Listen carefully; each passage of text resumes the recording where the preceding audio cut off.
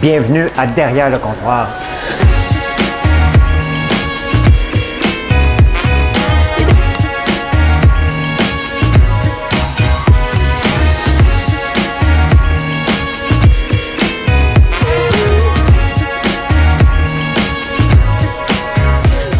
Ça doit pas être tellement agréable d'entendre quelqu'un manger du popcorn, hein? Bon jeudi, je ne sais pas si ça marche bien, ça ne voulait pas partir la machine, elle a l'air correct. Désolé d'être en retard, je ne sais pas s'il y a un point de presse, on m'a dit qu'il y avait peut-être un point de presse, j'ai fouillé, je n'ai pas trouvé. J'ai même pas eu le temps dans l'eau glacée, la première fois depuis quelques mois que j'ai pas le temps d'aller dans l'eau glacée. Un drôle de jeudi pour l'anniversaire de la boutique qui est aujourd'hui. Un très très drôle, finalement c'est une journée de marde, on va se le dire. Une journée de marde. Mais en tout cas, j'ai des casquettes. Regardez ça. Soit Eiffel, soit François Lambert. Plus les bas sont en ligne. Donc, allez me gâter. Allez me gâter que je vous raconte ma journée de marde. Ça arrive des fois. On ne peut pas toutes les gagner. Fait qu'aujourd'hui, c'est une drôle de journée. Mes lunettes maintenant. Mes lunettes. Salut. Serge Breton, merci. Allô François et la gang, pas important, je ne sais pas s'il y a un point de presse, d'après moi oui, parce que il y a moins de monde.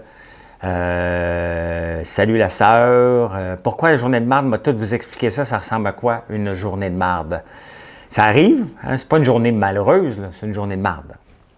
Mes cheveux décollent. Stéphane Imbeau, t'attendais en tabarnouche en toi. Salut. Vicky Mire, bonjour. Danny Cobry, bonsoir. Stéphane, en retard, je le sais. Ça ne voulait pas partir. Il y a des jours, ça ne veut pas partir, cette maudite machine-là. Elle est fun, mais elle ne veut pas toujours partir. Puis aujourd'hui, elle ne voulait pas partir. Dominique Rio, salut. Firmin, salut. Frédéric Lapointe, bonsoir. Jean-Guy Poulain, salut. Salut à vous deux, Jonathan Despeterio. Jonathan est parti sur la route parce qu'il fait partie de la journée de marde. Il fait partie de la solution pour la journée de marde. Ouais. Puis c'est le deuxième anniversaire, une grosse journée. Oui, moi, tout vous expliqué ça. Ce qui devait être une belle journée. René Boisvert, salut. Nous rencontrons des problèmes de lire cette vidéo. J'ai droit. Moi aussi, nous rencontrons des problèmes pour lire cette vidéo. J'ai droit à ça, Facebook dit. Ah. Pourtant, elle est là. Elle est correcte. C'est peut-être pour ça que ça a mal parti.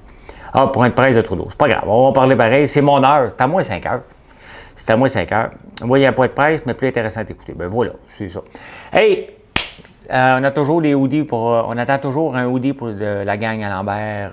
Il y en a de disponibles. Salut François. Fait plus froid, il faut que tu mettes du choke. Non, le problème à 4 heures, Joe me dit, viens donc me voir. Ça complétait. On va commencer par la fin, OK? Et je pense que la caméra est tout croche en plus. C'est pas grave. Et on va commencer par la fin. Et Joe vient me voir, le camion n'est plus capable d'aller sur culon. La popcorn mobile, elle ne veut plus aller sur culon, le reculon. Donc, elle ne marche plus. Et elle fait juste avancer, fait que là, elle est obligée de partir au garage.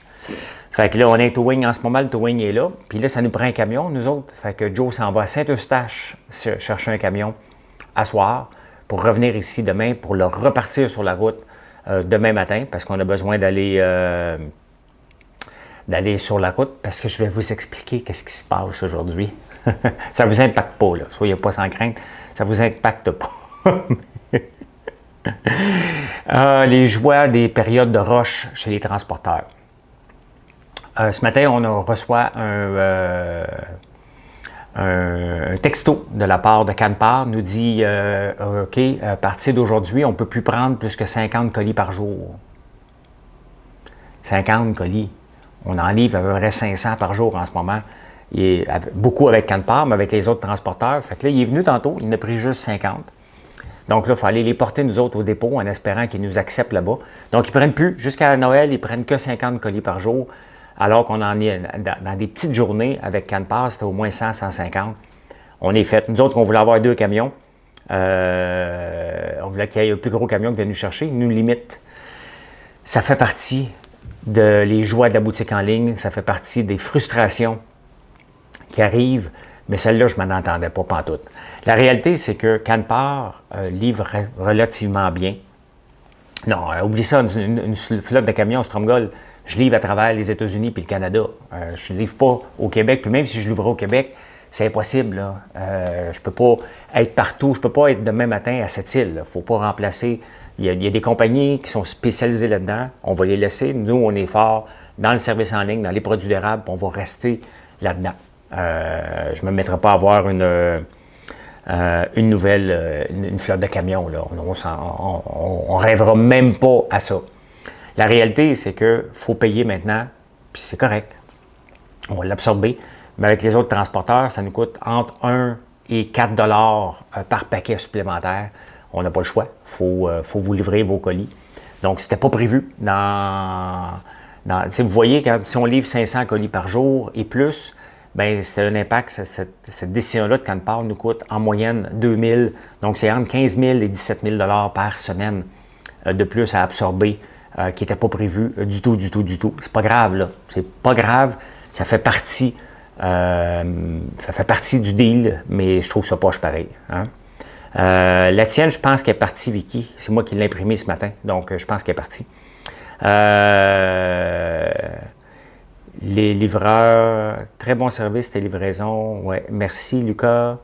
Belle journée pour Rio. Oui, il a monté beaucoup. J'ai pas eu le temps de le vendre parce que je suis allé voir le problème. Fait qu'il a dégringolé.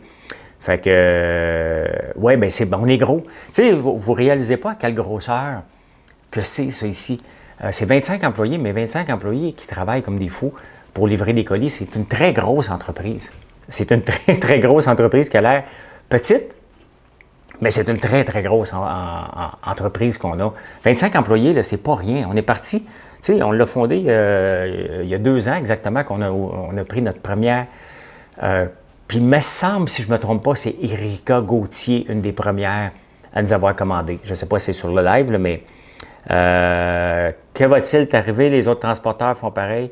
On va trouver des... Il y a des solutions, il y en a toujours. Okay? Ça fait partie du lot des entrepreneurs de trouver des solutions à des problèmes. S'il y avait juste des belles journées, tout le monde se lancerait là-dedans. La réalité, c'est qu'il y a des journées de marde. C'est pas une journée de marde, hein? C'est une journée où on s'est reviré de bord tout de suite, puis on a commencé à réutiliser FedEx, on a commencé à utiliser UPS. J'ai appelé pour voir si FedEx ne pouvait pas nous donner un meilleur prix. On ne s'écroule pas, puis on ne se met pas en boule en train de pleurer. C'est des coûts qui ne sont pas prévus. Mais on va se revirer de bord. C'est déjà reviré de bord, là. Ceux que j'ai imprimés aujourd'hui, bien, vous avez vu des UPS passer, des FedEx. Donc, c'est parce qu'on s'est reviré de bord, puis on a juste payé la pièce, le 2 piastres de plus, puis c'est pas la fin du monde, là. On va l'absorber, là, mais c'est un impact de entre 10 et 15 000 piastres par semaine, dépendamment du nombre de colis. Avec le nombre de colis qu'on a, probablement c'est 17 à 20 000, l'impact. Mais c'est pas grave, là. OK? Ça fait partie, c'est parce que je pense que des fois, les gens pensent que parce que je parle tout le temps de start-up, parce que c'est une mentalité aussi, le start-up. Mais c'est plus une start-up, là, la réalité. Là. C'est juste qu'on craque de partout parce qu'on est en pleine croissance. Mais c'est une grosse entreprise avec un chiffre d'affaires qui explose littéralement. Puis c'est correct, ça fait 2 ans aujourd'hui que j'écris des statuts, que je vous parle à tous les jours, que je vous partage ma passion, qu'il faut goûter l'érable d'une différente façon. Fait que ce qui nous arrive aujourd'hui est un beau problème. Pour moi, ce n'est pas un problème. Au contraire, c'est l'opportunité. À chaque coup dur qu'on a, les entrepreneurs, c'est le moment de se rasseoir et de dire, OK, parfait, comment on se revient d'abord? Comment on peut être moins dépendant? C'est juste plate, OK? Le camion qui pète la même journée, mettons que c'est... Mais tu sais, Joe, il dit, regarde, il n'y a pas de problème, je m'en vais à Saint-Eustache. Il a déjà appelé, le camion, ça va se faire réparer à Hawkesbury. On va avoir un cube en attendant pour ne pas retarder les très grosses commandes qu'il faut livrer à certains endroits. Fait que... pas parti, pas reçu. Qu'est-ce qui te revient le moins dispendieux pour rejoindre les consommateurs, par colis livré ou en magasin? Non. Ça fait, tu sais, la réalité, c'est que livrer un colis, on l'absorbe. Ça fait partie de vous le livrer. C'est bien correct. On vous dit, regarde, consommez en haut de 60, puis on va l'absorber le transport. Donc, c'est pas un gros problème, là. La réalité, c'est qu'il n'y en a pas de problème. OK? Vos commandes vont tous être livrées dans les temps normaux. Inquiétez-vous pas, là. C'est sûr que c'est le gros rush. mais c'est moi qui paye plus cher, puis c'est bien correct, là. OK? Je ne me mettrai pas à terre en petite boule, là. La réalité, c'est que c'est 1 à 2 $ de plus par colis. Mais vous gâtez un peu avec des grosses commandes, donc on est capable de l'absorber sans problème, là. Donc, vous n'avez pas à vous inquiéter ni pour moi ni pour vous. Si je vous parle en transparence des choses qui peuvent arriver lorsqu'on est commerce en ligne, et aujourd'hui, bien, c'est ça qui est arrivé. Donc, c'est pas la fin du monde, là. C'est pas la... il se passe rien. Dans le fond, ce qui se passe avec la livraison, c'est que Canpar nous a envoyé un texto ce matin disant qu'ils sont débordés, ils ne peuvent plus prendre plus de 50 colis à notre remplacement, par remplacement. Mais avec eux, on en choisissait en moyenne 300 peut-être et plus par jour. Une question de sauver des coûts. Mais tu sais, des fois, c'est 50 cents, 1 pièce, 2 pièces par colis. C'est pas grave, là. Je vous explique que si vous avez une boutique en ligne puis vous avez une grosse croissance, ce genre de situation-là peut vous arriver. C'est plus le message qu'il faut retenir. Quand je dis une journée de merde, c'est juste décevant. On ne s'est pas assis et on dit, bon, on ne sort plus de colis, on arrête, là, loin de là, loin de là. On va juste payer un petit peu plus cher. Donc, merci Benoît. Donc, ma commande passée mardi, je devrais l'avoir en début de semaine. C'est sûr que si vous me demandez tous vos colis, on en reçoit énormément. Donc, il faut que j'aille voir dans le système. Inquiétez-vous pas. Ce que je vous dis, là, c'est de la transparence. Je vous dis de ne pas vous inquiéter. Je vois tous les commandes. Ça va t'arriver, ça va t'arriver, ça va t'arriver. Du transport est là pour toi, ton entreprise. Non, oubliez ça. J'ai pas de problème de transport, là. OK? J'ai pas de problème. Et si vous n'êtes pas connecté avec Shopify, envoyez-moi pas une tonne d'emails. Je vous répondrai même pas, là. Je suis déjà débordé de messages. Si vous voulez de la transparence, je vais vous en donner. Mais il n'y a pas de problème. OK? Je ne vais pas chercher un autre transporteur. Je ne vais pas chercher... Tout le monde vient ici, j'utilise une application. Canpar va venir chercher ses 50 colis. On va monter à Boisbriand, emporter le reste. On va prendre UPS, on va prendre FedEx, on va prendre Purolator. Inquiétez-vous pas, tout est correct, là. Tout le monde va rentrer dans l'ordre, là. Une journée stressante. Merci, Vicky. C'est ça, c'est ça.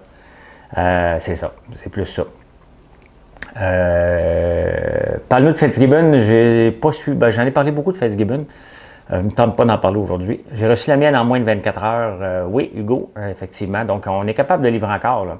J'ai besoin de toi. J'en ai besoin pour Noël. Inquiétez-vous pas. Arrêtez. Mais des fois, là, je veux juste vous être transparent puis vous vous mettez à vous inquiéter. Vos colis, vous allez tous les avoir, là. Toutes les avoir. Moi, j'ai commandé du beurre d'arachide sur Amazon il y a 2 semaines. Je l'ai reçu hier. Donc, il n'y a pas de danger. Là, on livre pas mal rapidement encore. S'il y a des fois, il y a des petits délais, c'est tout simplement parce qu'on a des produits aussi, les fournisseurs qui produisent aussi. Mettons, l'ail noir, on avait un petit délai cette semaine, ça a été réglé. Donc, on pédale. C'est sûr que c'est une période de gros rush parce que tout le monde commande en ligne. Mais il n'y a pas de problème. Là, c'est juste ça. Là, Dicom, il vient aussi. C'est parce que c'est une question de coût. Dicom, il vient chercher tout le temps son 100 colis par jour. Là. C'est que j'essaie de vous mettre dans la tête comment ça peut être gros, cette petite business-là, qui est loin d'être petite. C'est que c'est très, très gros. Donc, je suis juste content d'avoir placé une commande. Tu vas l'avoir. Demain, on va refaire d'autres chandelles. Aujourd'hui, on n'a pas eu le temps. J'ai reçu de la fragrance, donc on va se mettre sur la production demain. Il va en avoir d'autres de disponibles. Tu as reçu dans 2 jours. Donc, tu sais, je pense que le deal qu'on a entre nous ici, c'est la transparence. Donc, et c'est ça que je vous dis, c'est que la journée, on commence, bingo, ça va bien, les commandes rentrent, oups, OK, Canpar. Je me suis viré de bord. Au lieu d'imprimer avec Canpar, j'ai imprimé avec UPS. J'ai appelé mon fournisseur qui est ClickShip. J'ai dit, écoute, qu'est-ce qu'on peut faire? Il a travaillé toute la journée, il vient de me texter pour me dire, gars, François, on se parle demain, j'ai une solution.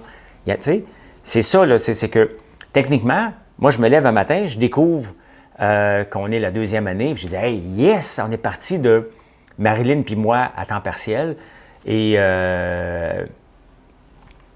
on est maintenant à 25 à temps plein. Si on avait de l'espace, probablement que ça serait 35 personnes. Là.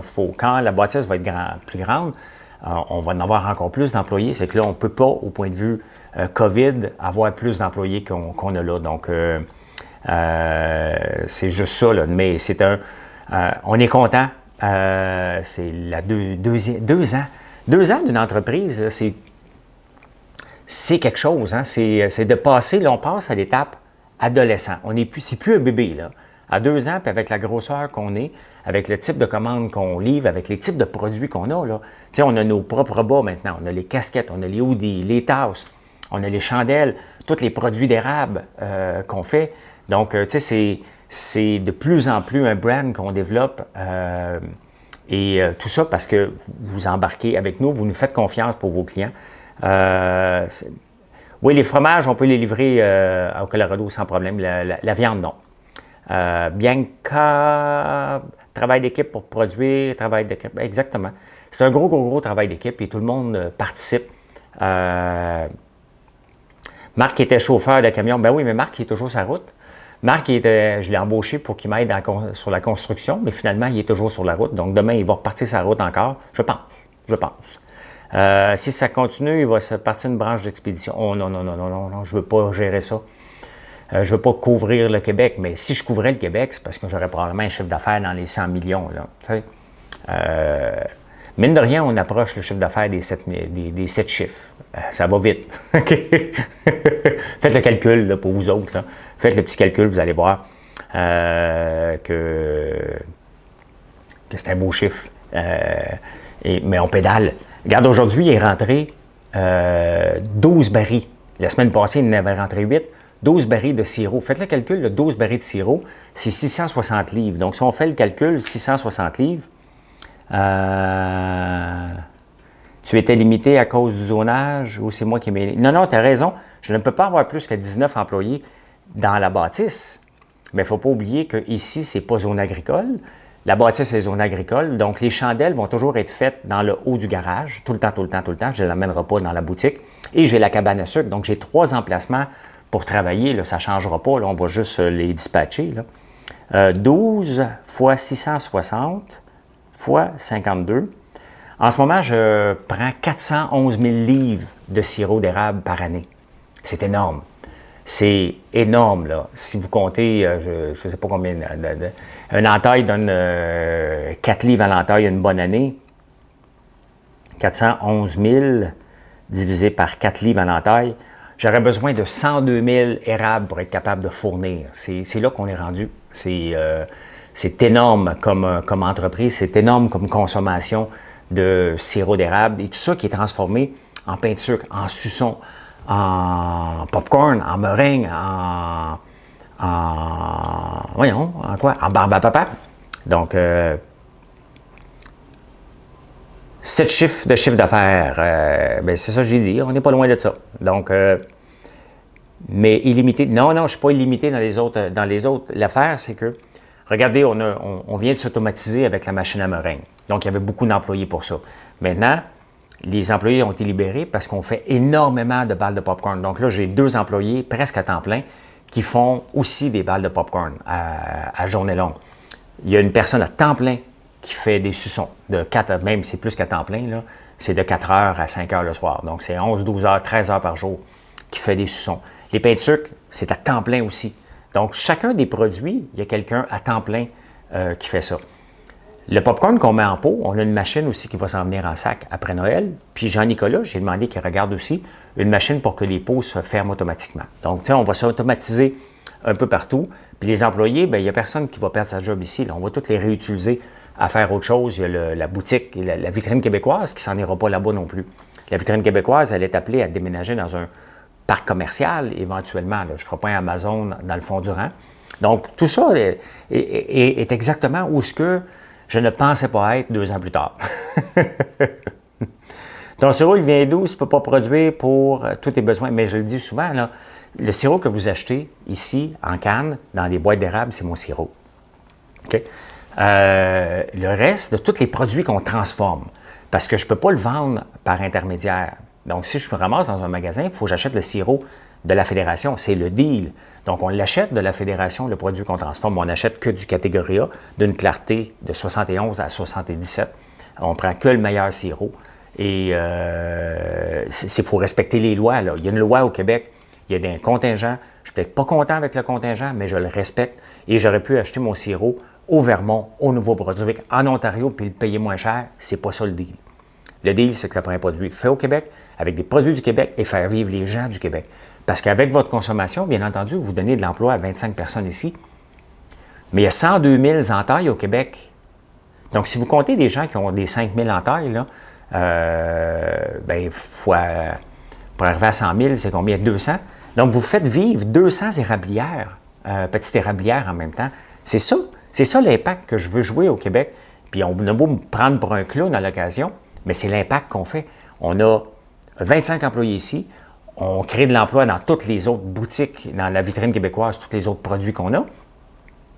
Et en plus, on fait vivre l'équivalent de 200 fermes qui auraient 5 000 entailles. C'est ça l'impact que vous créez en achetant les produits d'ici. Donc, on a fait ça en moins de 2 ans. C'est près de 100-150 emplois sans demander une scène de subvention, sans demander rien à l'État, sans demander un prêt.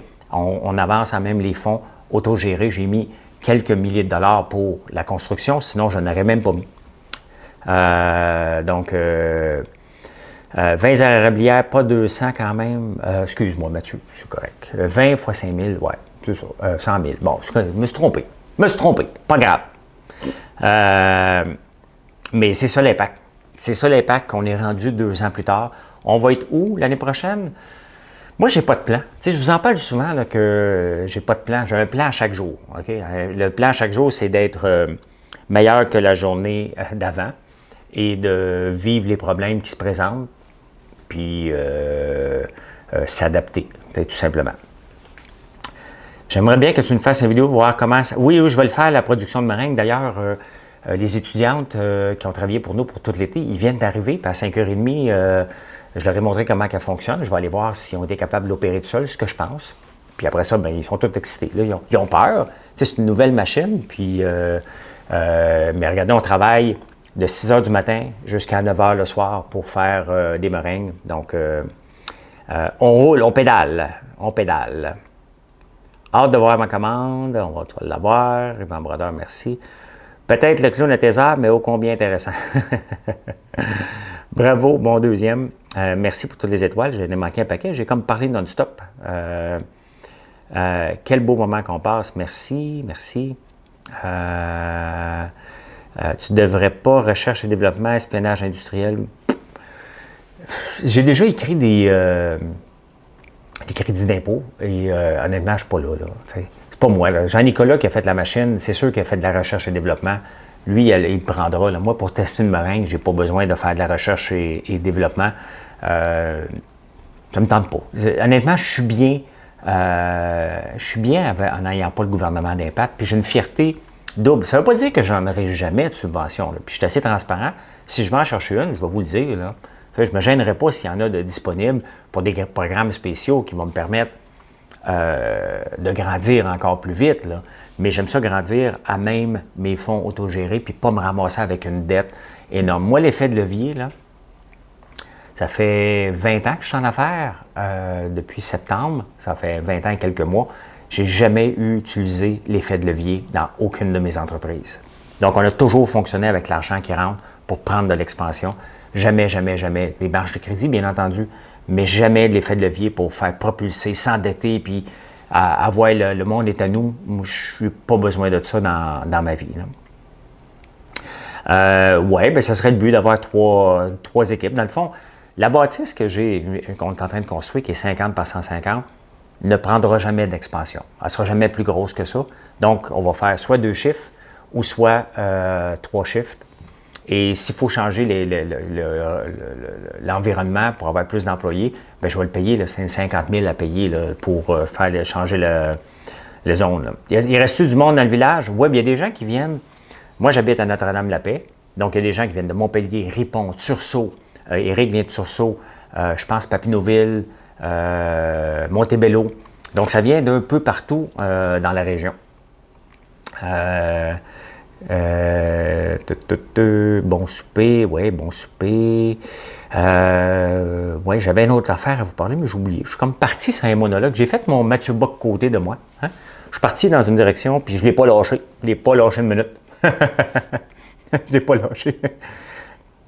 Est-ce que ton orgueil qui fait que tu ne veux pas de subvention ou ta fierté, c'est même pas de l'orgueil, c'est d'avoir la paix.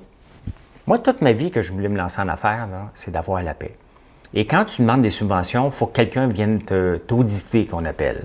Puis là, comment tu as fait ça? Je les ai faites, les recherches et développement. Là. Puis là, comment tu as fait ça? Là, es-tu sûr que tu as fait ça? Puis là, es-tu sûr? Puis ça ne me tente pas de répondre à ça. Puis pour moi, l'entreprise, si elle dépend de subventions, il y a un problème. OK?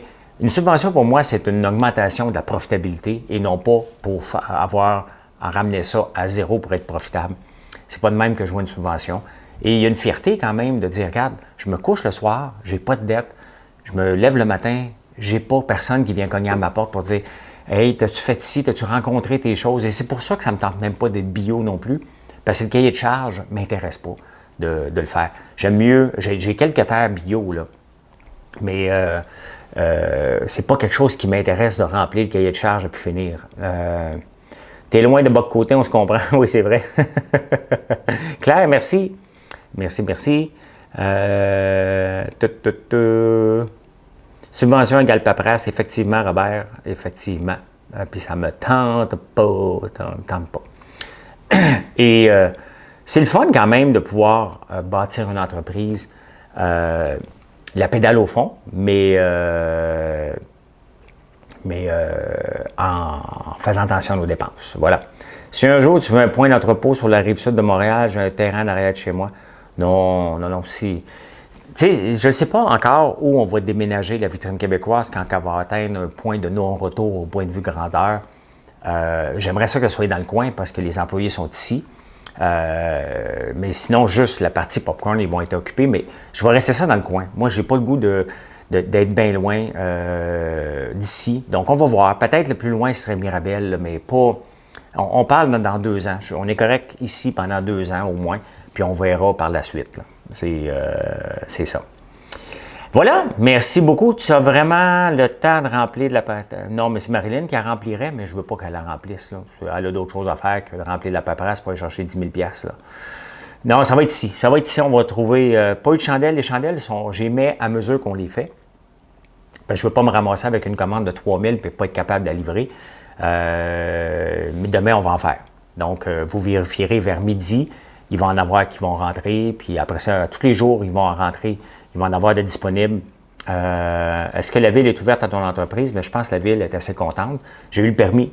Donc, en partant, c'est sûr que ça a pris du temps. Mais ils sont heureux. Ben oui. Merci beaucoup. Merci d'avoir écouté mon monologue ce soir. J'avais besoin de vous jaser. Et ça me fait du bien. Ça me fait du bien pour notre 2e anniversaire. Demain, on va peut-être ouvrir une petite bouteille de champagne. On verra. On verra ça. Marilyn, elle n'aime pas ça. Elle n'aime pas ça, du champagne. Moi, j'aime ça, mais elle n'aime pas ça. Fait que je vous souhaite une excellente soirée, puis on se retrouve demain matin sur Facebook ou YouTube. Facebook, un matin, a refusé mon vidéo. Il y avait un bug en l'uploadant. J'ai été capable de mettre ma capsule entrepreneuriale. Mais sinon, il va être quelque part. Il va être des 2 places. Je vais vous le dire vers 6h15. Merci. Bonne soirée. Bye bye.